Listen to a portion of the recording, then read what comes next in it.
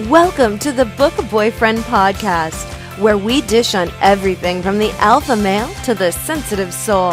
If you found yourself lusting after a fictional character, you've come to the right place. Here's your hosts, Faith Andrews, Elizabeth Grace, Livia Jammerland, and B.A. Wolf. Hey everybody, Faith Andrews here. Welcome to episode 6 of the Book Boyfriend podcast. We're here tonight discussing with you 50 Shades of Grey. It's 50 week, it's 50 month, I don't know, everybody's obsessed. Really quickly before we get started and rolling with our obsession here, let's all talk about what we're working on. I'll jump in quick. Nothing much has changed since the last time. I'm still kind of working on the same stuff. First Came You novella that I'm planning to release May 5th of this year. I'm getting really excited because I'm almost done. I can't wait. I could feel it with my fingertips. What about you, Babs? What are you working on? Same old, same old. Still very unproductive. I have my secret whip, and I've just added a secret whip. So, I mean, I can't see much more than that. I know, but it goes with the territory tonight. So be excited. I'm pumped for these 2 books, and I can't wait to tell you more about them. What about you, Liv? I'm slacking. That's what I've been doing. Continue is with the editor, and we'll be releasing it late March, like the last day of March, hopefully. And I'm working on a project right now, but it's taking its time. I'm 12K in, and that's all really. What about you, Elle? What are you working on? I am releasing Collateral Damage, which is Calder's story, in a couple days, probably when this airs it'll be live. And I'm working on Indecision, which is Jackie's story from Indiscretion, and that will be in Bread and Novak box set for diabetes charity in May. So that's it for me. All right, so I guess we're going to jump right in, and as you guys can do wait, before we jump in, we have a very special guest. I know, I'm introducing. I was getting ready. So pumped. As you can see, we are an extra member Richard tonight. We have Trish Mint from Schmexy Girl Book Blog with us tonight. Trish, say hi. Holla! What's up, guys? That's right. I should have said holla. I should have said say holla, because we're not going to get a regular hi from Trish. But Trish and I met through 50, believe it or not, and I think that's how we all pretty much got acquainted with Trish. But she, as far as I know, and one of the reasons I really wanted to have her on tonight is because I think she's the most obsessed person I've ever met with 50 Shades. I think, how many times did you read it, Trish? Well, I read it 9 times in a row. So, yeah, I actually finished the 3rd book, and then I picked up the 1st one, and I just continued and continued and continued. And everyone's like, Trish, there are other books out there. I'm like, not for me, there's not. Not right now. So, yeah, I'm a 50 expert. So that's me. That's perfect for why we have you on tonight. So, okay, just jump into things really quick. As you guys know, we usually have a format for the show, but tonight we're kind of foregoing everything because if you really need us to go over a blurb, you've been living under a rock, so we're not going to do that. Like I said, we have our 50 expert here tonight, Trish, and we're going to be discussing both the book and the movie because as of right now, we've all seen it. A couple of us have seen it multiple times. I saw it twice. I know, Trish, you've seen it, what, like 3 times? I've seen it 3 times. What about the rest of you guys? Yeah, the rest of you guys are just on 1 time, right, I think? Yes. Yeah. All right, well, I'm sure that's anyone. Time. Let's not discredit that 1 time. One time is good enough for now. Okay, all right, let's jump right in. I'm gonna make a confession here and say that before 50 Shades of Grey, I had never read an erotic romance before. I actually was more into like a chick lit or whatever was trendy at the time. I was reading. What did I read right before this? I read The Hunger Games right before this. So, I did all that. I wasn't really into the romance. So, what about you guys, Elizabeth? Is this your first taste of erotica, or were you, playing around before that? No, I was playing around before that. No, I started reading a lot. I was always a reader, but I started reading a lot of romance after Twilight. And no, I had read erotica. I read like a lot of Maya Banks, which if you read some of her stuff is like just as hot and BDSM, as 50 Shades of Grey is. So no, for me, I had read erotica before, but there's definitely something about this book and Christian Grey's character that took it to like the next level to what I was already reading. So what about you, Babs? So Twilight got me hooked again on romance, kind of the same as you, Elle. I did dabble in a little bit of erotica reading before the Harlequin series. I was that girl. I was the one that was secretly going to Barnes & Noble getting the Harlequin romance novels. And you know, those are fantastic, and I love those novels, but there's something about 50 that, like you said, Elle, it took it to a whole nother level. It brought romance with erotica to life. There was a story deeper than just sex. So that was me. How about you, Liv? Honestly, no. I never read erotica before this. I watched porn, but no, I've never read erotica. I hope my mother's watching this later on or listening. No. No, I read Twilight, and that was because my one friend was just like, read this book. And I'm like, I'm not into werewolves or glow-in-the-dark vampires. I'm like, no. So I actually started reading Twilight when the last movie was being released. Like, I was so like, no, absolutely not.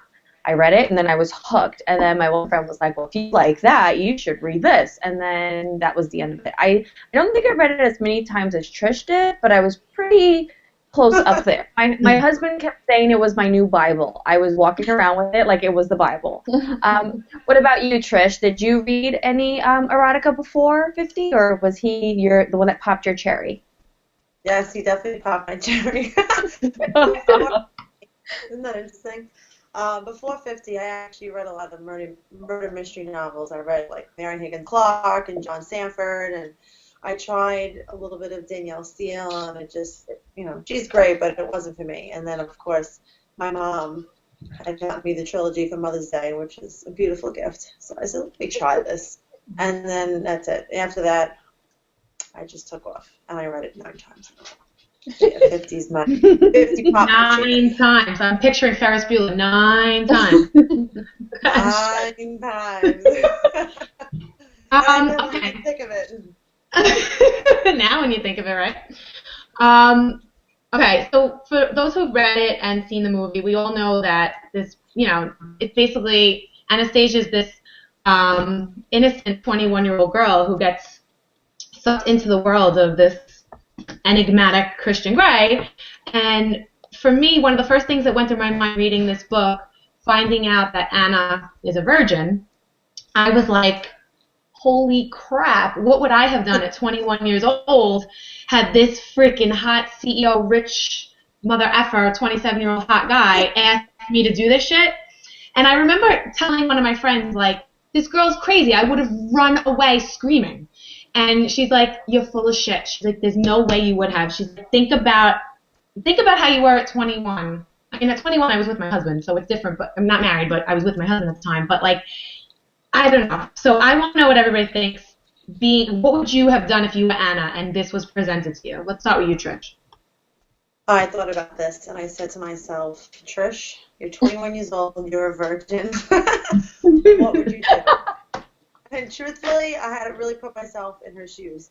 And I definitely would have, been curious. So I would have read his contract, I would have looked at everything, and then at that point, I would have done every single thing on that list.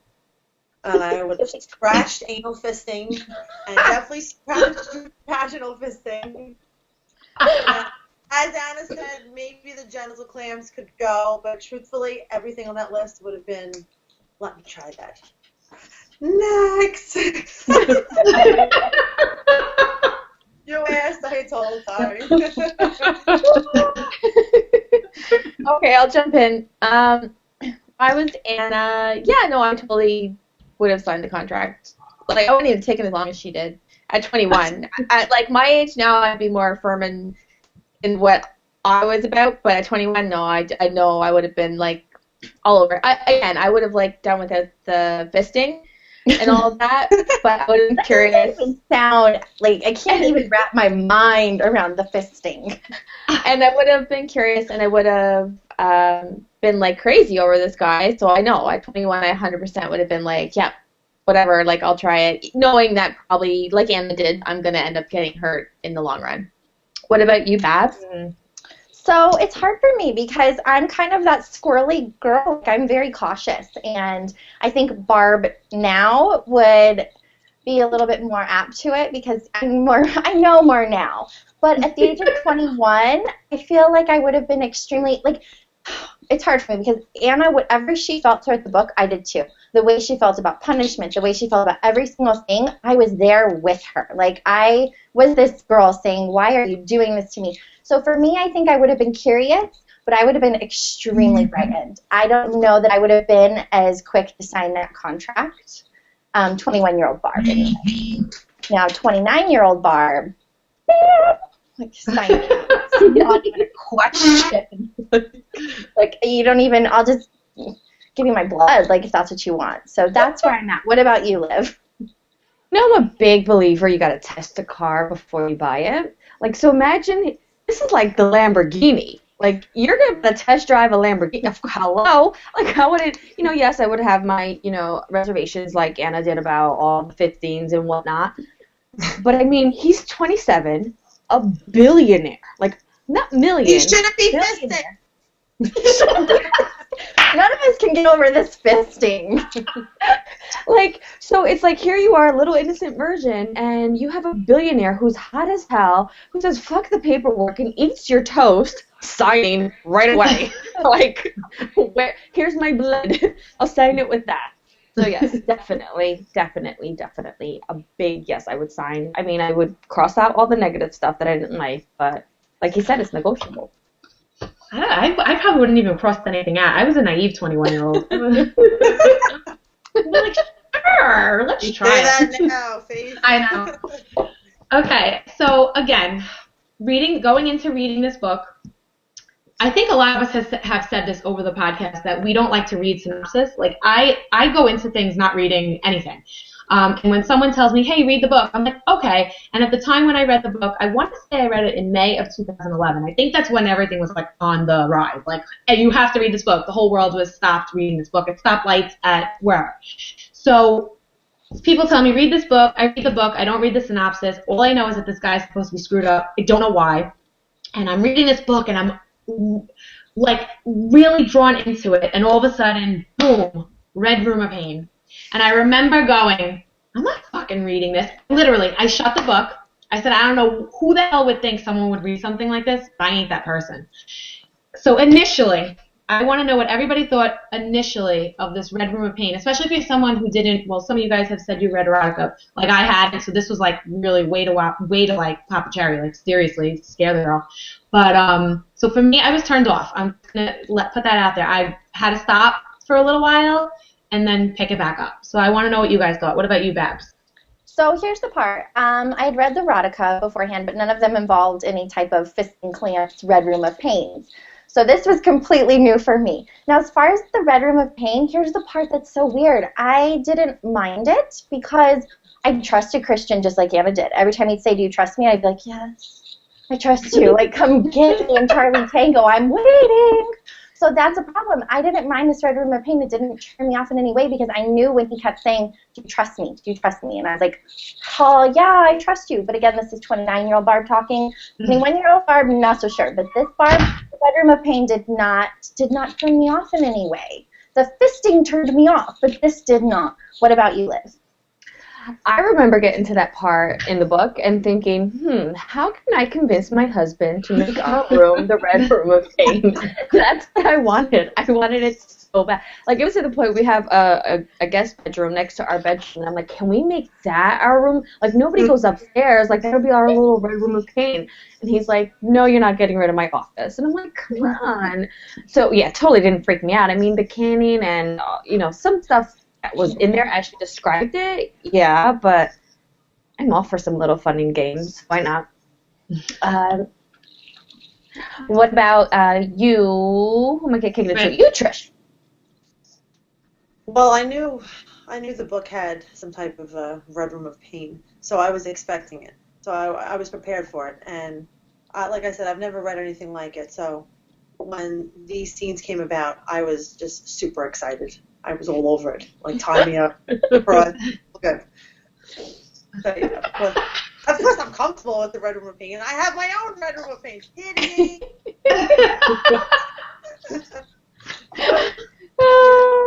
Okay. I'm trying to think back to, because I read it. Okay, so Jess, Faith, if you read it in May of 2011, I was probably reading it in the fall of 2010 because I had originally read it when it was with like the tiny, like, Australian publisher, and I had to like download it directly off their website and like get the EPUB file and figure out how to put it on my e-reader. Like, Oh my god. Oh, wow. yeah, so I had to take it back. I don't think I was freaked out about it. The strongest emotion I remember having about the Red Room was when he would talk about other women having been in the Red Room. And I was, like, bothered by that. I was like, what do you mean you've had other bitches in here? Like, you know, like, I didn't like that. But because I had read some Maya Banks and stuff, and she has a lot of that in one of her series, so it didn't bother me. I was more, like, curious about what was going to go down. Yeah, that's fair. I don't know. It was like like I said, nothing I ever read. So for me, it was just like, what the hell? Not that I'm trying to say I'm a prude or anything like that, but okay. So kind of tying into the whole Red Room thing is, especially since this is a 3-book series, but we don't know that going in what it's going to be like. Were you immediately smitten by Christian, or were you freaked out? Did you think he was creepy? And I'm talking right now. I want to go book-wise. I don't want to go movie-wise. I want to talk book-wise. What we first got from that book. Were you smitten by him like Anna, or were you a little bit freaked out? Let's go to Liv first. I was smitten. Definitely smitten. I mean, he wouldn't kiss her at first. Like, he wouldn't, like, you know, he showed up at the bar and she drunk dials him, and he's like there to protect her. He takes her home. He doesn't sleep with her, and you know, and everything about him, like, he wasn't so creepy at first. Like, you know, had he been like, oh, here, let me show you my Red Room of Pain. By the way, my name is Christian. Then I'd be like, dude, you're weird. But, like, it was, like, a slowly, like, he never crossed that line until she was, like, aware that I have to show you this first. So I was definitely smitten by the way he couldn't, like, stay away from her. Even though he tried and he pulled away. And then when he was like, fuck the paperwork in the elevator, I mean, hello. Yummy. What about you, Babs? Were you freaked out or totally smitten like me? No, I was completely smitten. To me, he's what I like to call a protector. And that is my ultimate fantasy. Like, I love the protector. I love that he would do it. He came and got her from the bar. He has ways of stalking her that are maybe creep some women out, but they wouldn't creep me out. Like, I was completely smitten by him. There was the few problems I had with him, but Anna had those same problems. Sometimes saying it's so weird to me, everything she felt I did. But no, completely and utterly smitten by this man. What about you, Elle? Yeah, no, for me, I think I was totally smitten with him. Like, the whole book as a whole has most of my favorite tropes, which is, like, billionaire. It's one of my favorite romance tropes. Obsessor, like, can't get enough of her, and protector. So for me, that was, like, a trifecta. And I was totally more than smitten from the beginning. Yeah, I didn't find him creepy at all. What about you, Trish?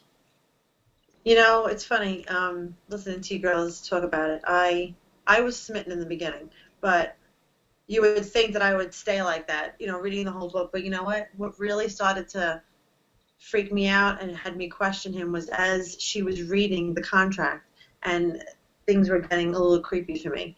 You know, the food habits, you have to wear this, you have to be waxed. I mean, I understand that's his rules for a submissive, but that started to freak me out a bit. So I kind of creeped out. I'm not going to lie. But of course. That with me. Yeah. And then, you know, of course he was sexy and, you know, there were things I loved about him. And then I think it toned it down. She gets in his car. He likes to listen to, you know, different music. That was kind of cool. But you know what? The whole contract kind of creeped me out. I was very ambivalent with him. Like, don't get me wrong. I mean, how can you not be smitten with him? The things that he would say to her, but even the way E.L. James wrote it, and I think it was intentional and not so much as a writer. Everything was very formal. The way he said it, not so much right, like very old-fashioned and formal. And I think part of it was and that's Christian, and that's fine. But that's where the whole creepy thing came in for me because he was so formal. Exactly. It was like, is this an act?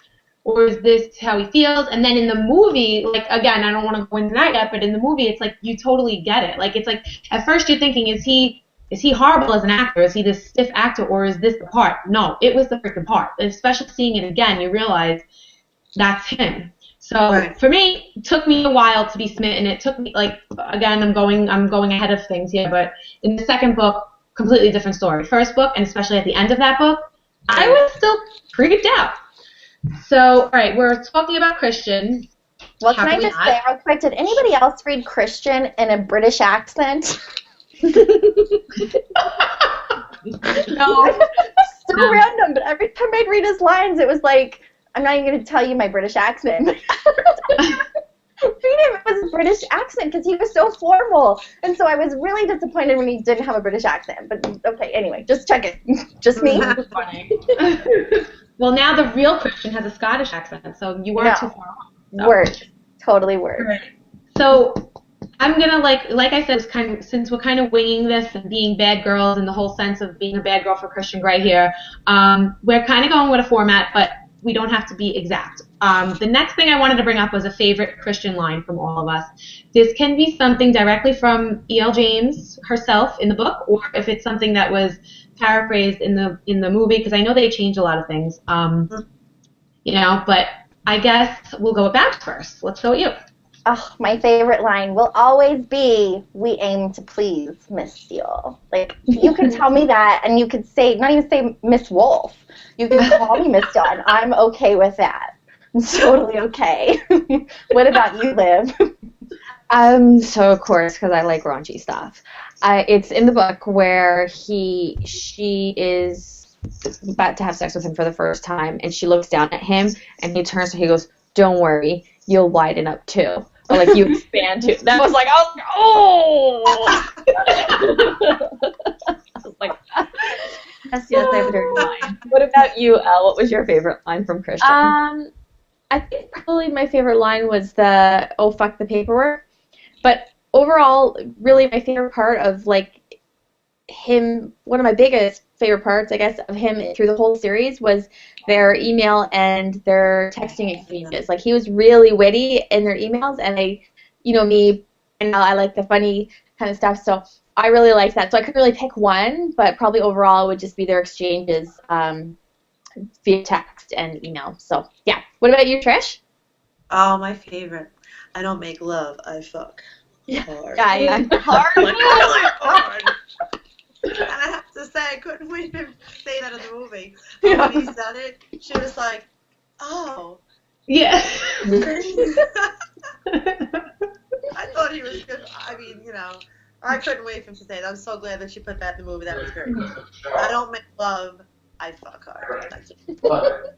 Those were all my favorite lines. All my favorite lines are him when having a dirty mouth. Because even in the book, it was so. Even in the movie, it seemed like it was so out of character for him. It just came out of nowhere. I mean, think about when they're having their meeting in the boardroom, and he says he wants to screw her into next week.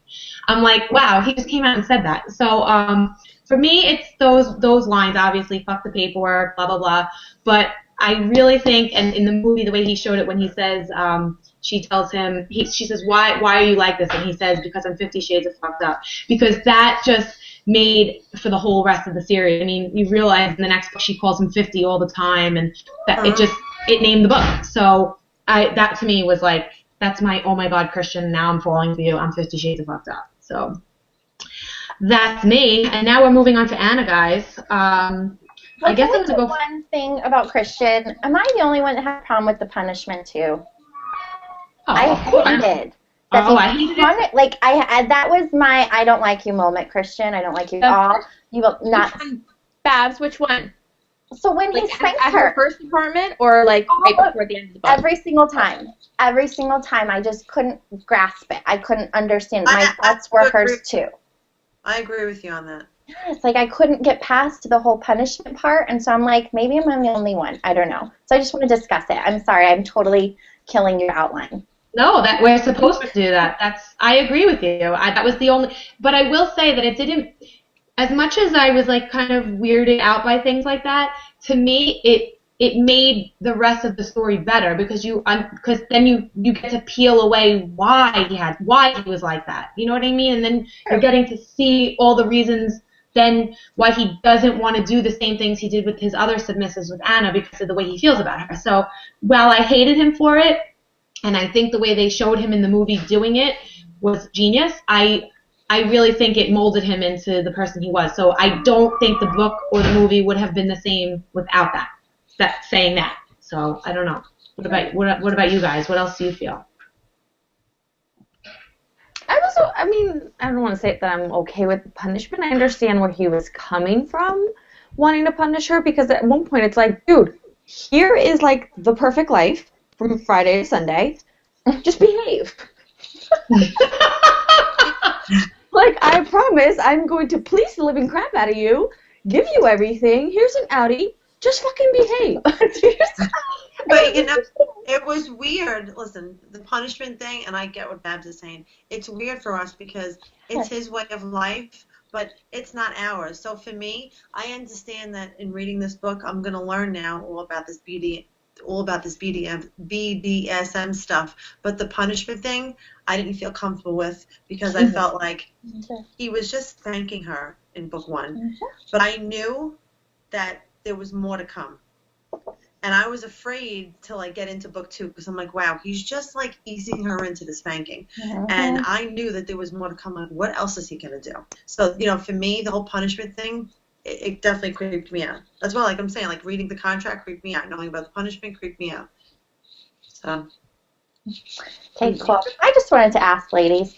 Okay. We're allowed to deviate. All right, let's move to Anna because we're going to talk more about Dakota as Anna later, but I am in love with Anna. I have this huge girl crush on her now, completely. She might be my favorite heroine in a book of all effing time because of this book and because of the way they portrayed her in the movie. And I wanted to ask you guys to give your favorite line from either Anna or her inner goddess because let's face it, the inner goddess had some really cool shit to say. And if I'm going to go, I have to say that my absolute favorite from her, I have a line, but I like when she was snarky with him because you could tell that it's like this 21-year-old little kid who should be absolutely terrified of this man isn't. And she comes up with these things and says these things and is trying him at every second.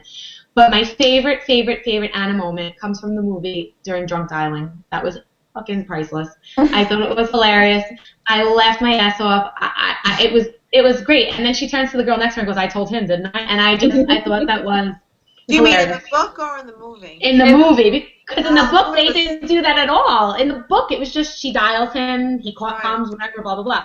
The movie, it was perfect. It was hilarious. She stole my heart in that moment. What about you, Trish? How did she steal your heart? Well, listen, there's a lot of different quotes I liked. I had to go straight to my Kindle because my favorite quotes was when she says, "Don't get your panties in a twist and give me mine back." Yeah. I highlighted that. That's one of my favorites. I mean, I know she doesn't say it in the movie, but it's one of my favorites. What about you, Elle? For me, actually, mine was the same as you, Faith, with in the movie, the part where she drunk dialed him in the bar. I thought that was hilarious. And yeah, I loved when she turned to the girl and she's like, I told him, didn't I? I thought that was just so adorable. Yeah. What about you, Liv? I fell in love with her inner goddess. I liked Anna from the very beginning. I never had a problem with her. I thought she was really, really great, and I fell in love with her inner goddess when she would just pop up out of nowhere. And my favorite line is where she wrote, "My inner goddess is jumping up and down, clapping her hands like a 5-year-old girl." Like a 5-year-old, because she's about to get laid again. So the inner goddess, anytime in the book you would read her, she would just pop in out of nowhere, and you're like that. It can't, in a sense, it brought out her humor a little bit more. And I guess Anna or Dakota portrayed that on theater because you can see her inner goddess on theater, and that's where I guess her quirks come out. Like that. What about you, Babs?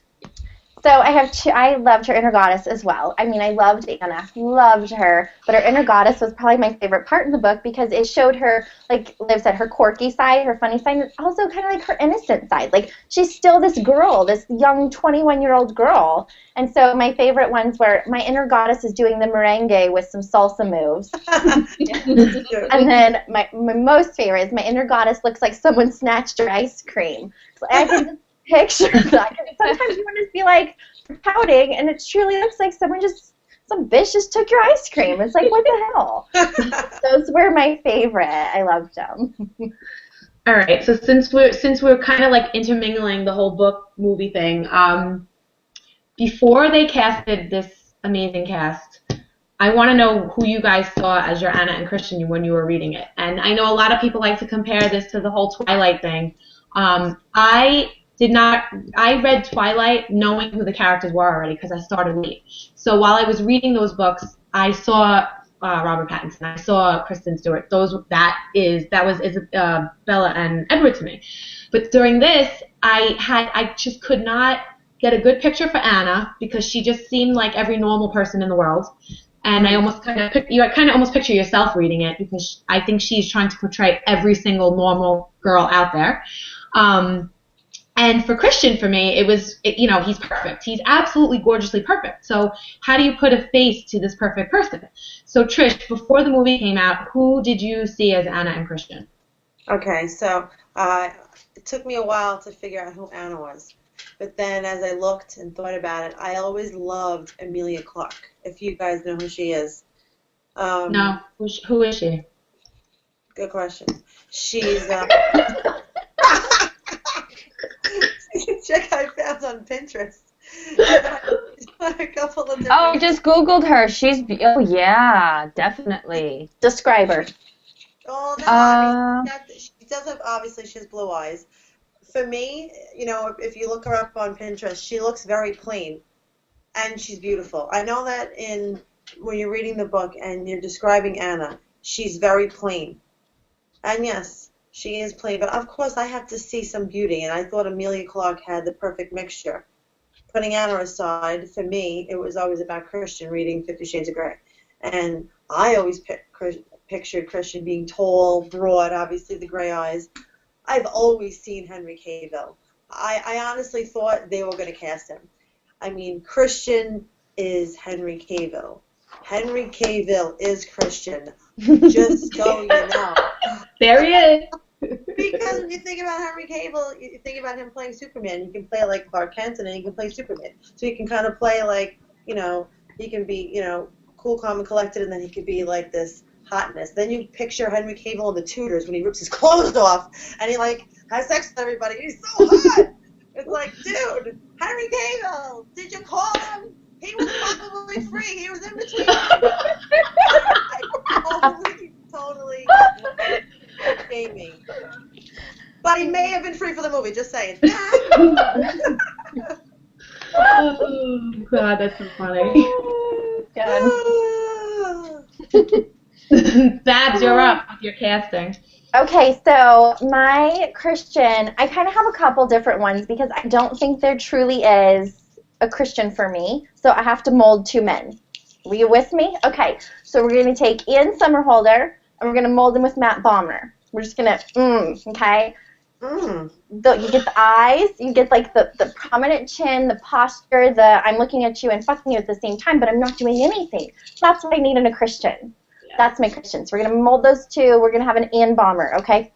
My Bomer, I like that. My female is Alexandra Daddario, and I think she was actually up for casting as Anna. I don't know if you guys have seen her before. I don't know if I can show the picture. I have to Google this chick. Oh, that's the same chick I'm picking.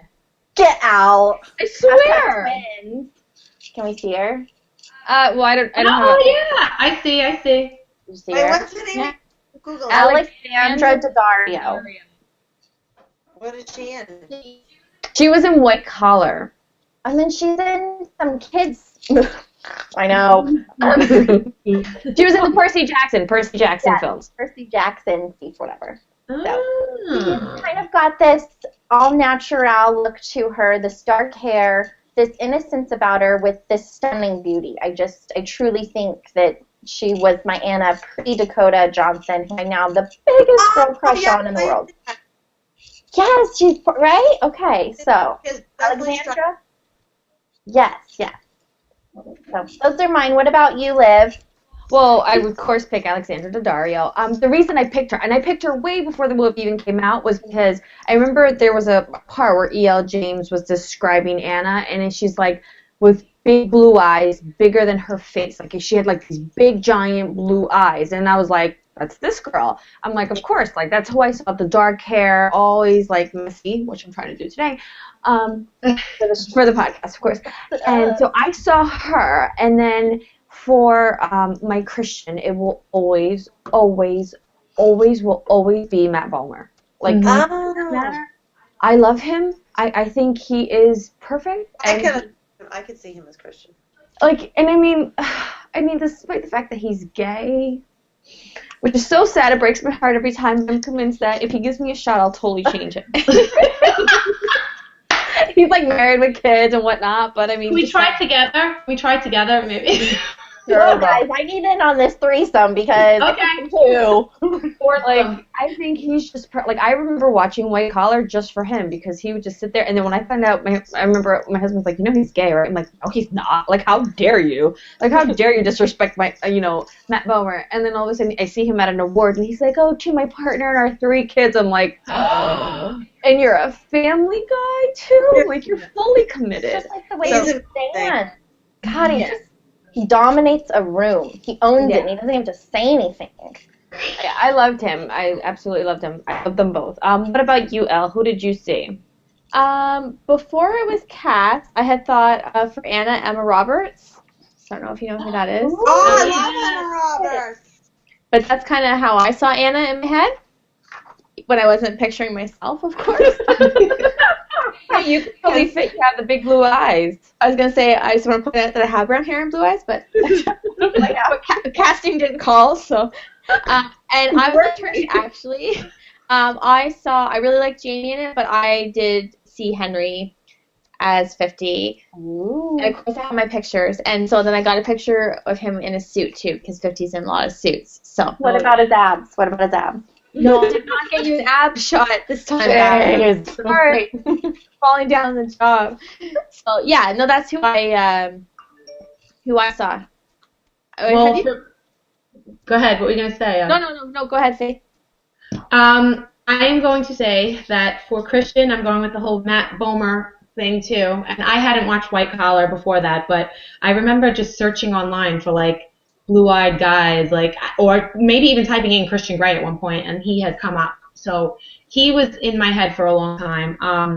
But I have to say, and I think I mentioned this in another podcast or something, I don't remember. I remember reading somewhere that E.L. James, well, we all know that 50 Shades kind of came from Twilight fan fiction. So she was like a huge fan of Twilight, and I think I heard somewhere that she would have loved for Robert Pattinson to play him, but she knew that he couldn't. So I did picture, he is also one of my absolute favorites. I just freaking adore him. But I do see a lot of similarities between him and Jamie. So before we talk about the movie situation, had I not had known who they were going to cast, it would have been Matt Bomer. And for me, Anna would have been, what's her name? Alexis Bledel from Gilmore Girls, the cute little girl. But now seeing it, I don't care what anybody says, they are Anna and Christian. Yeah. He is freaking Christian. You see that boyishness about him when you need to see it, but he's that serious. Oh my God, I don't want to talk about it because I get all freaking tingly. I can't look at him anymore. I can't. He's done for. I can't even watch him on anything. I'm done. He's Christian. So one thing I will say is Robert Pattinson at least had the British accent, and it really would have fit with my British inner monologue when I read 50 Shades. You're right. You're going to go read it now, and you're going to start reading it in a British inner monologue. You're right. I'm going to say it that way. You guys, you know what we have to do? We have to link it to, you guys have to see, I posted it on something. Did you see Jimmy Fallon and Jamie Dornan trying to read? They were reading lines from the book with different accents. I was cracking up. Hilarious. I was snorting. I was laughing so hard. Yeah, oh my God. It was so funny. Okay, so since we wrapped this whole thing up into 2 kind of parts with the movie and the book, is there any part of the book that they did not show in the movie that you wish they had? And vice versa, was there anything in the movie that you think they either did better than they did in the book, or like an extra scene or a change that they did that was portrayed differently in the movie? So let's start with you, Liv. I absolutely wish they would have put the garden scene in the movie. I know, like, they put all the important parts, when they meet, they go out to tea, when she almost gets run over by a bicycle, the phone call, him saving her from Jose, them flying together, Charlie Tango, Titan, like, all the little parts that were very, at least to me, important, they put it in the movie. But I wish when, she told the family that she was going to see her mom in Georgia, he takes her out to the garden. Like, that's when he, like, steals her panties and all that other good stuff. I wish that would have been in the movie, but then that's just asking for more sex. But then again, that's me, so I guess that fits. And what I wish they would have put in the movie was that bathroom scene when she drunk dials him. That I really do wish, because it was, like everybody said, they were laughing out loud, and it was hilarious. But he was, she was like, telling him off, and then she's like, I told him. And the girl looked at her like, what? Like, completely clueless. So yes, that was definitely the two I wish, definitely the garden scene I wish was definitely in the book. I think I said definitely like 7 times there. What about you, Babs? And on that note, okay, I'm hellbound. I'm really quite upset. I really wanted this part in there because I think as me as this like romantic diehard, like, yeah, the sex is great, but this to me was one of Christian's most tender moments. Was when, she got her first spanking. Ugh. So she gets her first spanking, and he leaves, and she sits there, and she calls her mom, and she cries. Well, in the book, it goes down that she emails him back and forth, her kind of angry, sad emails, and she says, because you never stay with me. And that was it. That was her last email. He comes back and he stays with her and snuggles her. Well, he fucks her, and then he snuggles her. And then you have this moment where we see him. She's like, well, why are you staying? He goes, because you asked me to.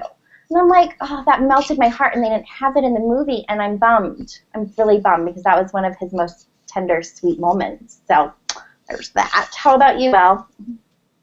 I would have, I don't know how you could have done it, but I think the movie would have benefited from some of Anna's inner dialogue, because I think if you hadn't read the books at the beginning, it would have seemed very melodramatic. Like, you would have been like, when he's like holding her on the street corner, like, what are you doing to me? Like, somebody who hadn't read the book is probably like, what the hell is he talking about? Like, because he's so stiff at that point, still, right? And you don't have the benefit of Anna's like, oh my god, like, she played it so well, and you could tell she's nervous and awkward with him, but you didn't get, like, how big of a deal that was for her, because you didn't hear about how she's never felt like somebody like that for somebody in her life, and that type of thing. So I think that could have benefited, and just, like kind of the same thing as Babs said, just, like, some little things at the beginning that built the connection between them. That, I mean, I get it, it can't be like a 4-hour movie, so you can't put everything in, but I think for people that hadn't read the book, it might have been a little bit difficult to feel the connection between them at that point. So, and I will say, so I went with my mom, not to kind of bring this up, but she had never read the books, and I know, awkward. But so she had never read the books, and for her, she didn't get Christian's tender side. In fact, she didn't like him at all. And I could see that someone going into this movie, not having these back things with the book, the banter between them on the emails and the text messages, was hilarious, and it brought this story together, and they didn't get to capture all of that. So for her, she didn't get to see his tender moments, and they just kind of went together so quickly. So I totally get what you're saying, Elle. Like, it does. It kind of brings it. Mm-hmm. It's hard for those who didn't read it. I mean, I love the emails. The emails, I thought, I was so upset in the movie when there wasn't the emails. Like, I remember... just to bring up a different movie that had the text messages that were important, like The Fault in Our Stars, completely different from 50 Shades of Grey, like the night and day difference.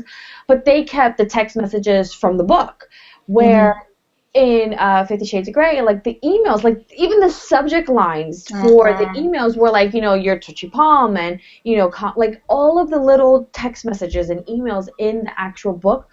To me, I really do wish that they would have captured that in the movie, because even the way, like, he closes it with, like, the later babe, like, he didn't, if you didn't read the book, you wouldn't understand what that is, because Like when he does the CEO with twitchy palm, like those things. I understand, like Elle said, you can't really have a 4-hour movie. Then you know what? Give me a whole damn season on TV. Like, I'm fine. Give me 3 years.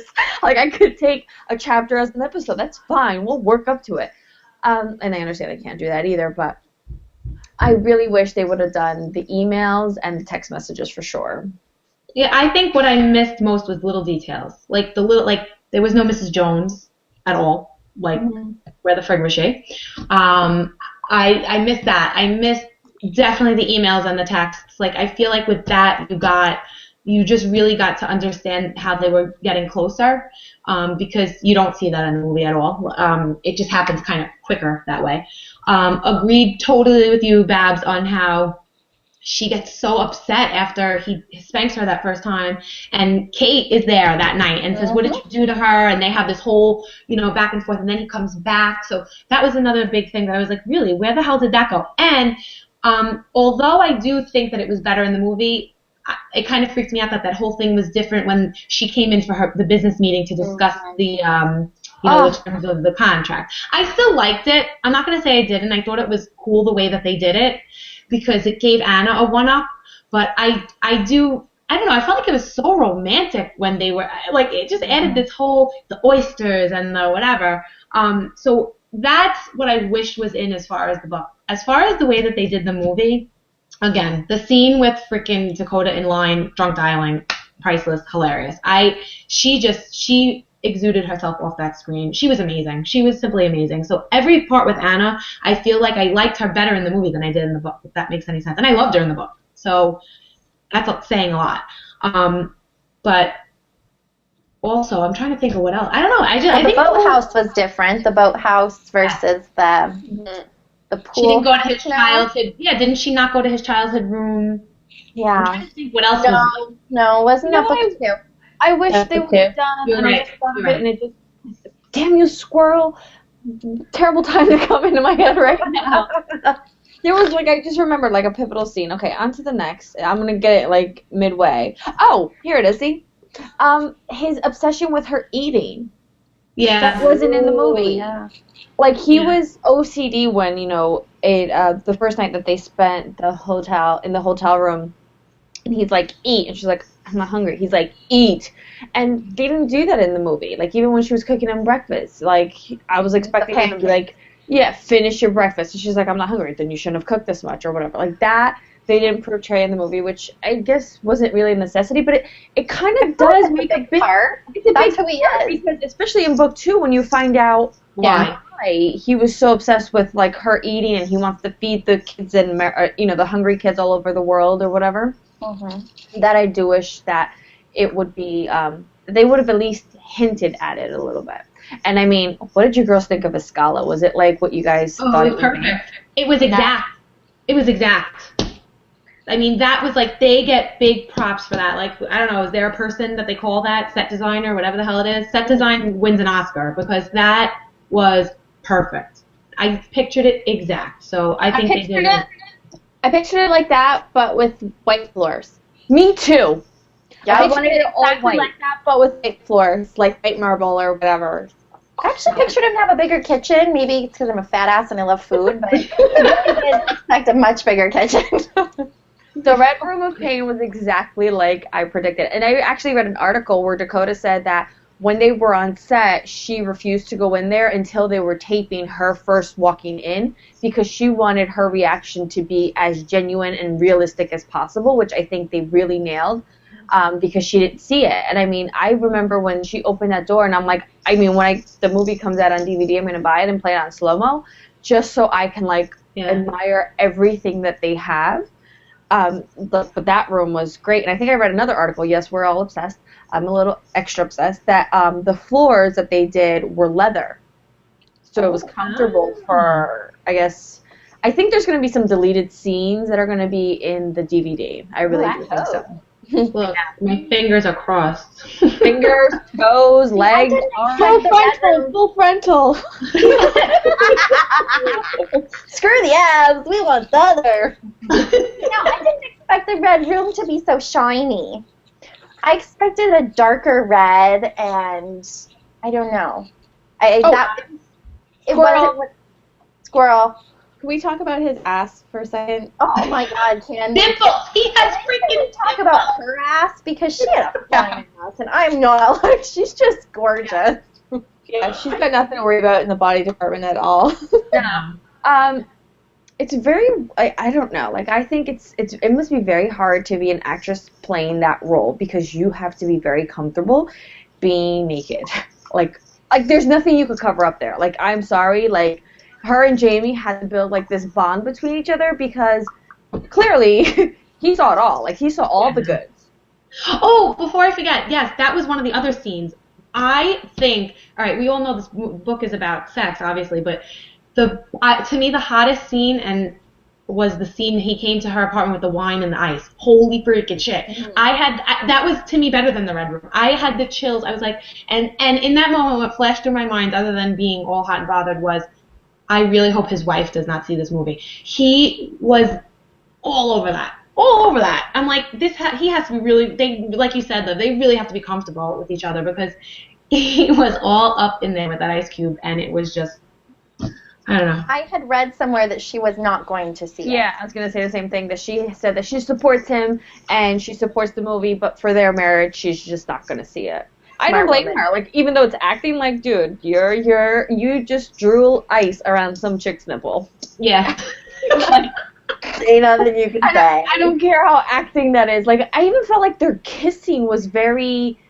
Like, you ever watch a movie and, like, they're kissing, you could tell it's, like, that fake kiss. Yeah. Like, and then you get, like, spit and saliva stringing between the two. Like, when he kissed her, when he bit, like, he crawled on the bed and he had toast...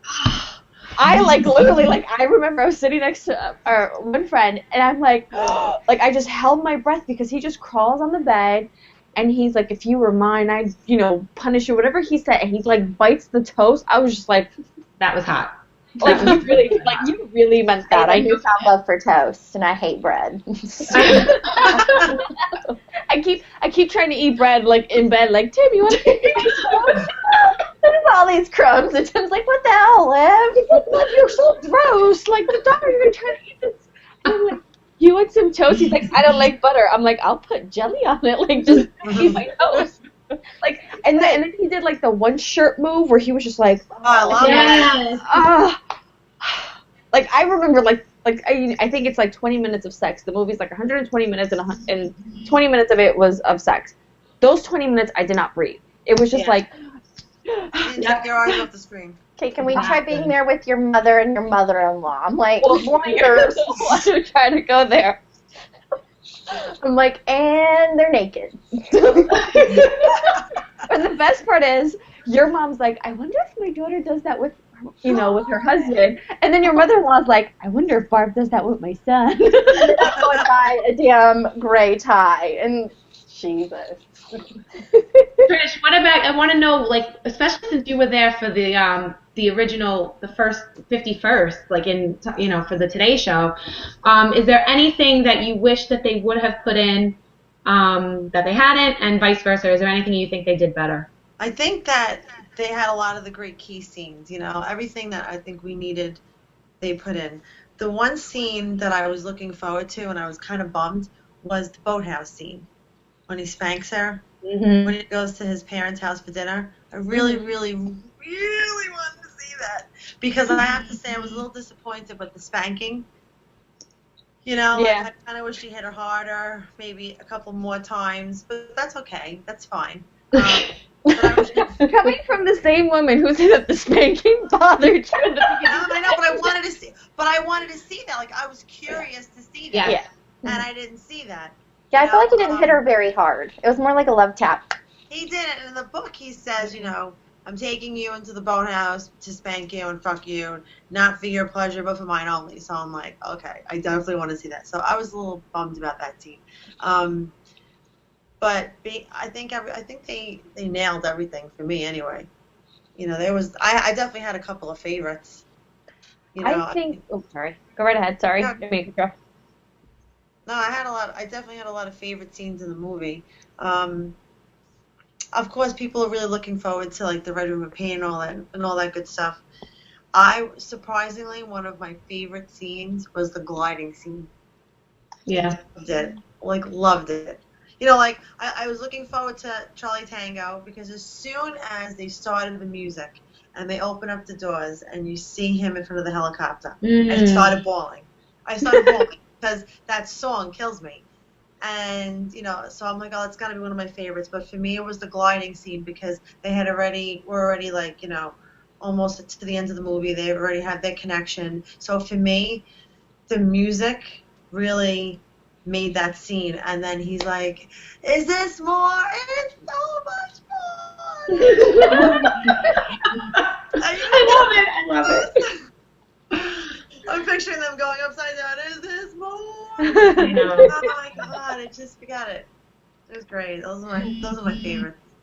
What about everybody? What did everybody think as far as, like, we heard so much crap going in about how, I don't know, that Jamie and Dakota Offset didn't like each other, or that there wasn't any chemistry, or that So much blah, blah, chemistry. blah.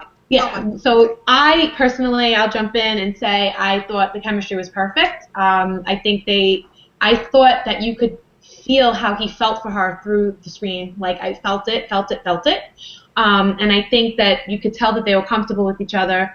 And I even heard her on, she was on Kelly and Michael one morning, the morning before Jamie was on, and someone said something about how they were on set, and she said he was so kind on set. Like, right after a scene, he would be the first person to cover her up because he felt like, you know, are you okay? Was that okay? Is everything all right? So personally, on screen, I thought chemistry was perfect. I don't care what goes on. I don't care if they freaking hate each other off screen. On screen, it was perfect. What did you think, Trish?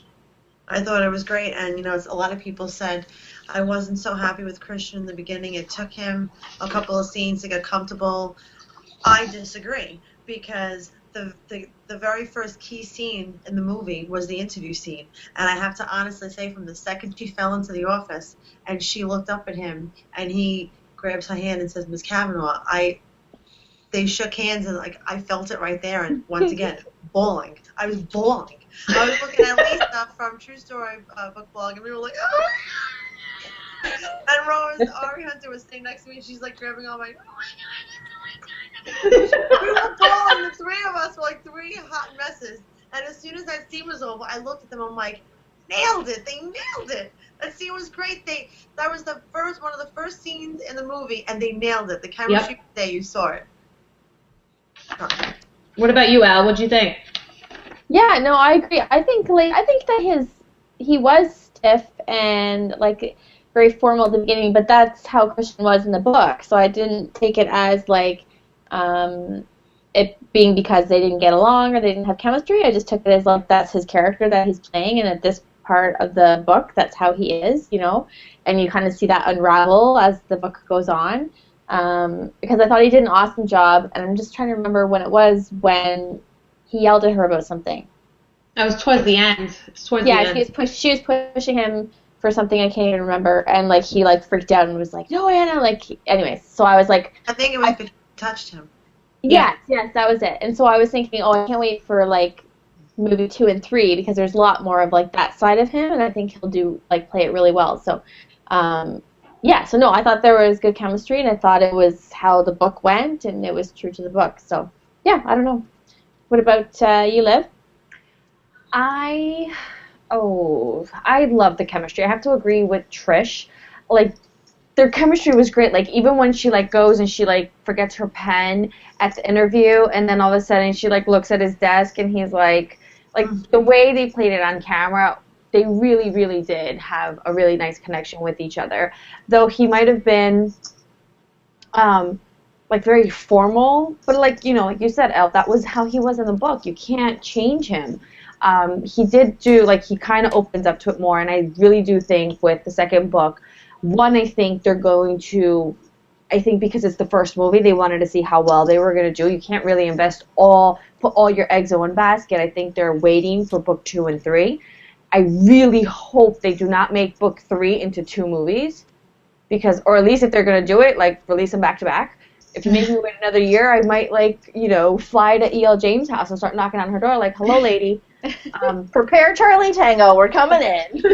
Like, be flying to your house, like, give me the movie. So I do I do think he's going to be a lot better in book 2, a lot better, especially, you know, that one specific scene in book 2 when, you know, he thinks she's leaving him. Yeah, where, I don't want to give it away for people. If you have not read it, then you're just, what are you, living underneath a rock? Exactly. Like, big rock. A big giant rock, like, that has no satellite or, like, internet. Are you in Staten Island? No, I'm just kidding. Like, because like, how do you not know 50 Shades of Grey? Like, even if that's not your thing, you're curious to read it. Like, my mom's like, can you download it for me in Portuguese on your Kindle? And I'm like, no. Mom, like, I don't want to know that you're reading it. Go find your own way to download it. But yeah, I think the police in Portuguese.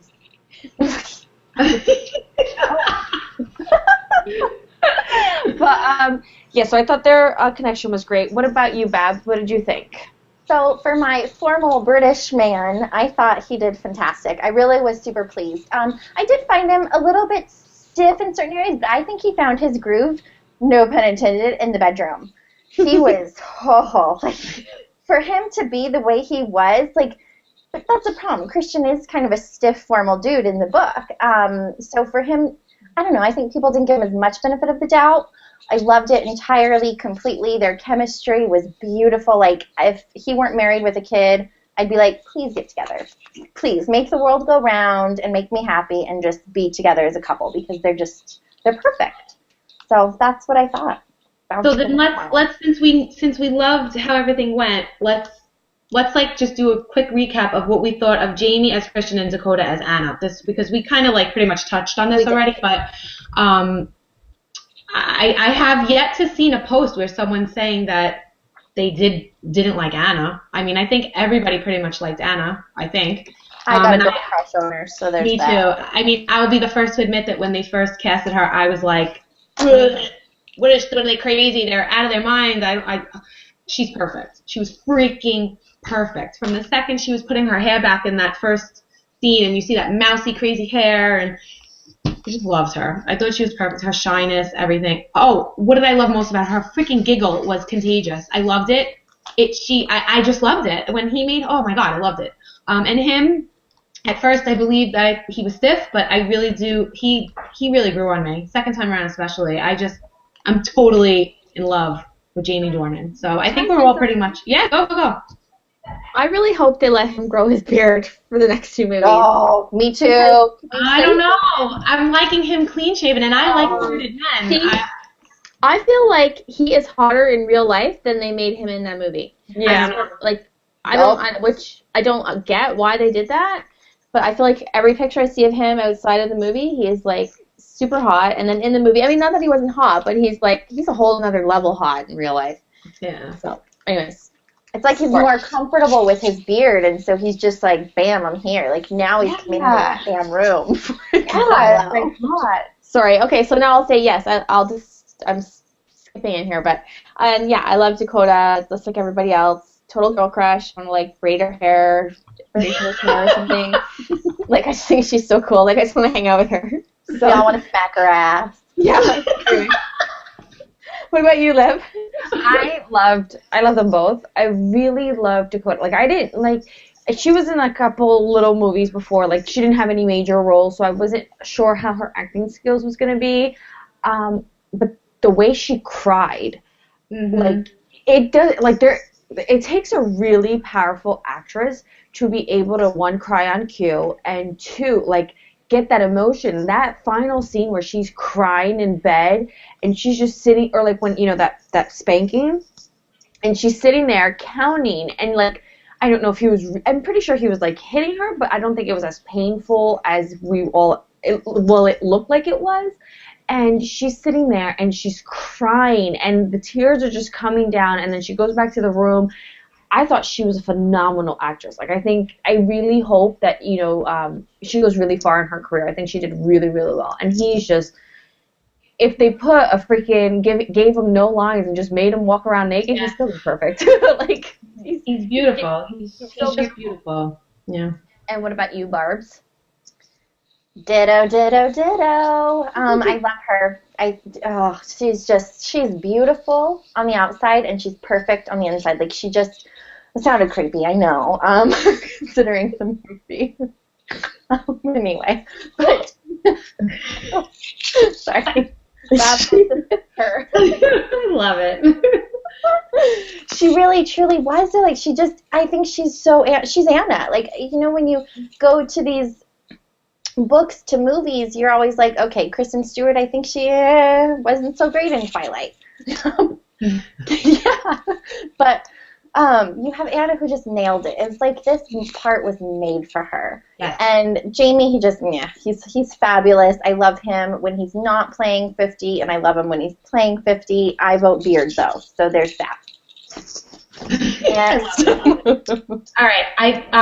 Trisha's gonna come back to join us for this. Her phone died, but we can't do this segment without her because I know how she died over this soundtrack. So we'll start first. Too. What happened? Brought a prop. So. Oh, that's right. So we'll make sure we get her back on, but we'll start without her. I love this soundtrack, and going in, I was big on the Twilight soundtracks too. I had bought them all before they released, and I like used to play that game like, oh, I wonder if this song is going to be for this scene, and I would like play certain things in my head. But with this one, I think we had kind of got a couple of clips, whether it was a trailer or whatever we saw on Facebook or whatever. So we knew certain songs were going to go with certain things. But listening to the soundtrack, I want to know if there was one particular song that made you like, oh my God, this was for this book. I'll go first because I want to. I think that almost every song, if you listen to all the details and all the lyrics, were literally written with, like, the person who wrote the book, who wrote the song, obviously had to read the book because they, like, especially Ellie Goulding, Love Me Like You Do, holy shit, it's, like, exact. But if I had to pick something that I was, like, singing the entire time before I saw it and after I saw it, and I don't even like her, please forgive me for saying it, I'm not a big Beyonce fan, that song is freaking genius, the way they redid that. That was genius. I mean, I'm sorry, Crazy in Love, new huge fan over it. And it's funny because I was just rereading the book, and that song happens to be on his iPod. Yep. And I didn't remember it, and Anna says that she doesn't really love the song, and he goes, oh, I quite particularly like that song. And I'm like, holy shit. I'm like, I totally forgot about that. So British. I know. Thank you. You're right. It does sound like he would say it like that. So I'm going with the two Beyonce songs because those are the ones both played in the Red Room, and I think they were, like, perfect. So that was my swoony soundtrack moment. What about you, Babs? Mine was Earned It by The Weeknd. Oh, that song. It's so sexy, and it's quirky, though, but it's sexy. It's one of those songs that is just fabulous. So there's that. How about you, Liv? Definitely the Beyonce songs. Because you think, Crazy in Love, it's the regular version. It's uh-oh. Like, it's all like, it's like a not a club song, but it's like you could dance to it, and they just slowed it down and made it a baby-making song. You're just like, like, it is just like, oh, that kind of song. Like, I have that on repeat, like, anytime I'm in the bedroom. No, I'm just kidding. What about you, Elle? On repeat on my playlist has been the remake of Bruce Springsteen's "I'm on Fire" by AWOL Nation. Yeah, it's like on every second in the car. The other day, my 6-year-old's like, "Why do we have to keep listening to this song?" Yeah, because it's not really a long song. So on like a 20-minute trip, you can really play it a lot. So I've been listening to that one a lot.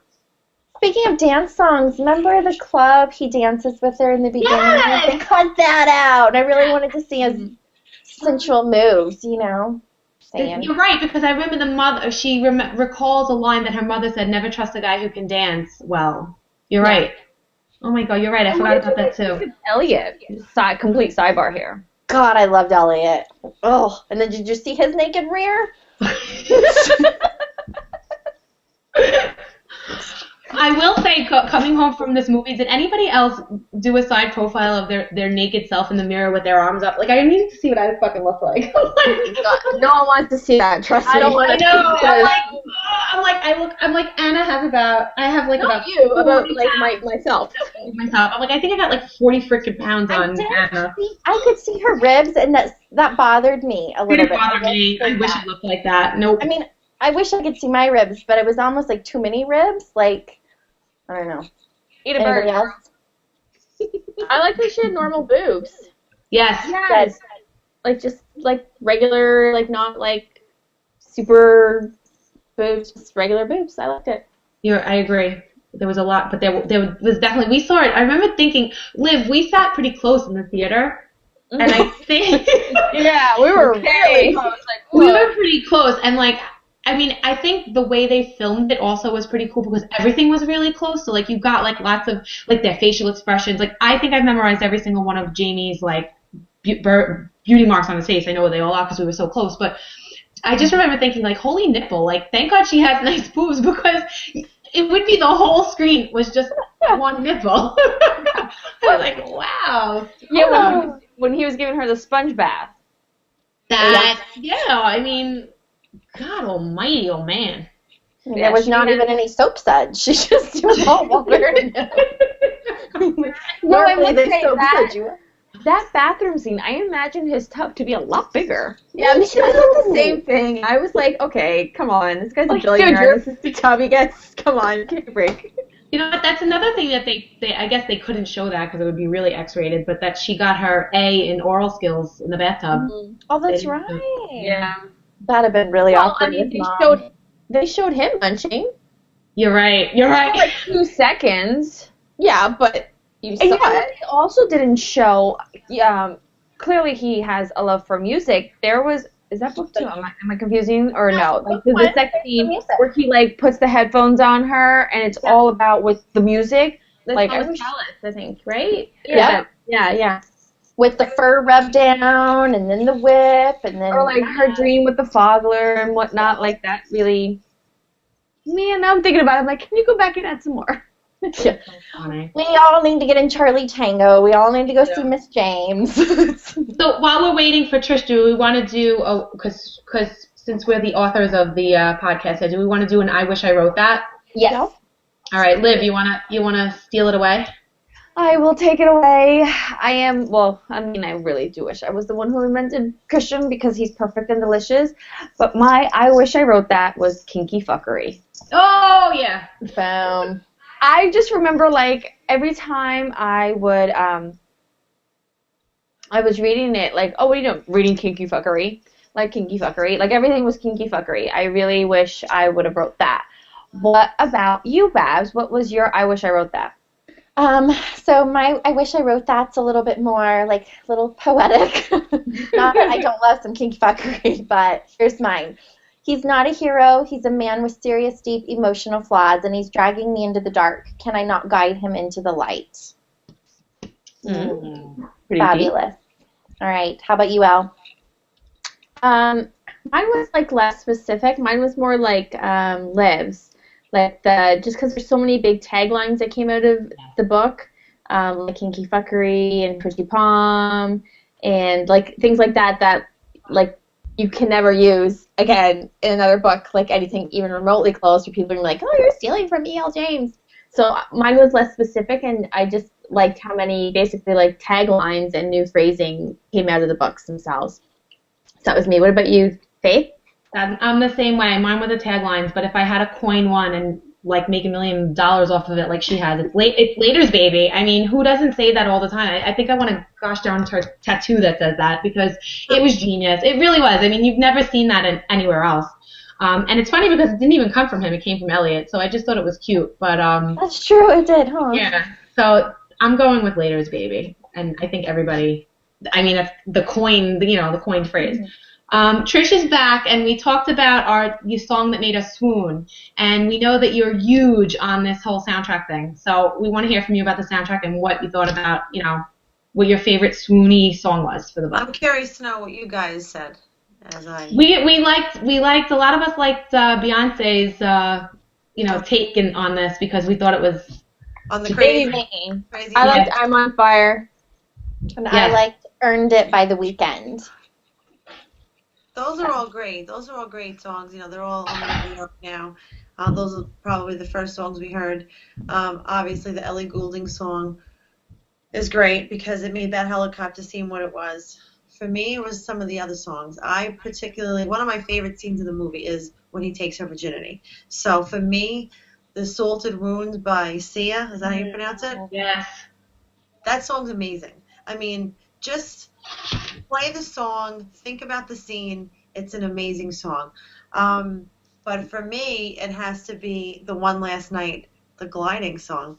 I'm going to play it right now because I love it so much. You hear it? Yes, I love it. Oh. Because honestly... Yes. Oh, stop. I love it. I love it. I just picture them. I picture him putting her in the glider and him closing the top. Are you ready? I'm ready. Release. Oh, that's awesome. And then he says, "Is there more?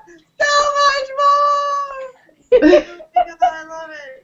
Okay, I'm sorry, I had to go there. But seriously, I get it for the morning. I get my curling iron. I put on my soundtrack. This is what I listen to. I go in the car. Kids, what do you want to hear? Ellie Goulding. Okay. Everybody sings it. Yeah, really. Lexi's going, really? The whole soundtrack is amazing. But seriously, the Salted Ruins, I mean, I want to go upstairs and make love to my husband and put that song on. You don't make love, you fuck hard. That's right. And on that note, laters, baby. Exactly. Oh my god. No, this was so much fun. I'm so glad we did this because honestly, if you look at everybody's Facebook newsfeed right now, this is all anybody could talk about, and Well, it brought women together. It brings people, and you can read it and not be ashamed. You can love something that's completely so different to somebody else, and I think it's amazing. It's like that Twilight, but escalated. It brings you together. Yes. I think I like to say that there's a post-50 world.